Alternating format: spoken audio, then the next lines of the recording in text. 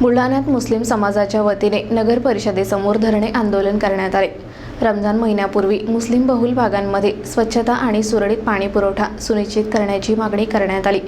नागरिकांच्या समस्या सोडवण्यासाठी प्रशासन ठोस पावले उचलणार का, याकडे लक्ष लागले आहे।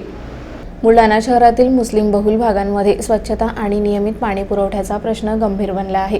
पवित्र रमजान महिना अवघ्या काही दिवसांवर आला असताना शहरातील इक्बाल नगर, जोहर नगर, कमेला परिसर, मिर्झा नगर, झोपडपट्टी परिसर, इंदिरा नगर, जुनागाव आणि टिपू सुलतान चौक परिसरात अस्वच्छता आणि पाण्याची टंचाई तीव्र झाली आहे। या समस्यांकडे प्रशासनाचे लक्ष वेधण्यासाठी ओपन मुस्लिम कोअर कमिटीच्या वतीने नगर परिषद कार्यालयासमोर धरणे आंदोलन करण्यात आले। आंदोलनकर्त्यांनी प्रशासनाने त्वरित उपाययोजना न केल्यास पुढील आंदोलन अधिक तीव्र करण्याचा इशारा दिला आहे।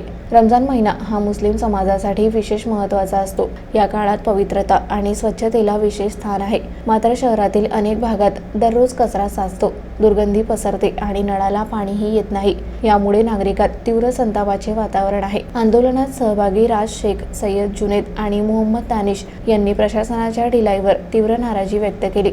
त्यांनी रमजानपूर्वी स्वच्छता मोहीम आणि सुरळीत पाणी पुरवठा झाला नाही तर आम्हाला रस्त्यावर उतरावे लागेल असा इशारा दिला। आता प्रशासन या मागण्यांवर कोणती पावले उचलते हे पाहणे महत्त्वाचे ठरणार आहे। 17 फरवरी को बुल्ढाना कोर कमेटी ओपन बिरादरी के तरफ से बुल्ढाना नगर पालिका को एक निवेदन दिया गया था। उसमें मांग की गई थी कि रमज़ान के पहले बुल्ढाना शहर की मुस्लिम इलाकों की ख़ास तौर से साफ़ सफाई की जाए, मगर ऐसा समझ में आया है कि बुल्ढाना नगर पालिका को साफ़ सफाई से कोई दरकरार ही नहीं। इसीलिए आज 21 फरवरी को हमने धरना आंदोलन किया है और नगर पालिका प्रशासन से मांग करते हैं, अगरचा अभी भी हमारा साफ़ सफाई का मसला और पानी का मसला रमज़ान से पहले नहीं किया तो इससे बड़ा आंदोलन उभारेंगे इंशाअल्लाह।